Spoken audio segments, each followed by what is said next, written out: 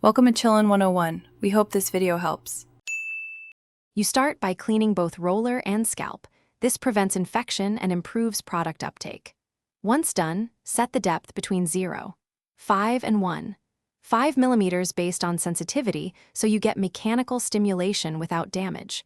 Apply a thin layer of serum if desired to aid glide. You will feel slight pressure, not pain. Now position the roller and begin the first pass along the frontal line, moving methodically.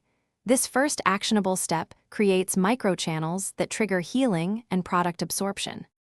You continue by splitting the scalp into target zones and rolling in 4 directions: vertical, horizontal, diagonal, left, and right, so microchannels are evenly distributed.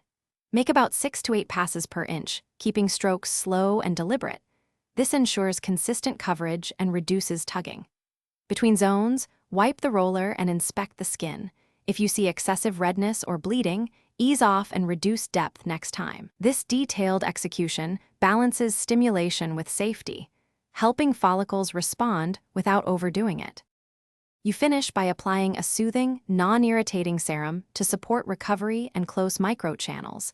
Make sure to avoid retinoids or strong acids for 24 to 48 hours to prevent irritation.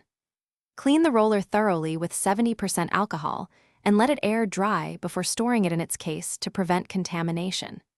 If you see persistent bleeding, intense pain, or signs of infection, stop using the device immediately and consult a clinician.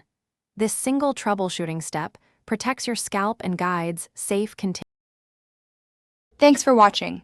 Consider subscribing if we helped you.